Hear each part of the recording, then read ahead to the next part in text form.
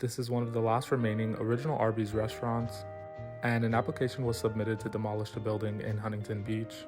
I love this Arby's. The building is shaped like a Conestoga wagon next to the huge original neon sign, and inside you'll find those mosaic tiles.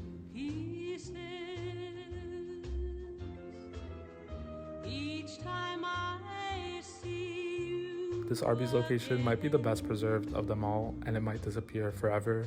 I believe it opened in the late 1960s.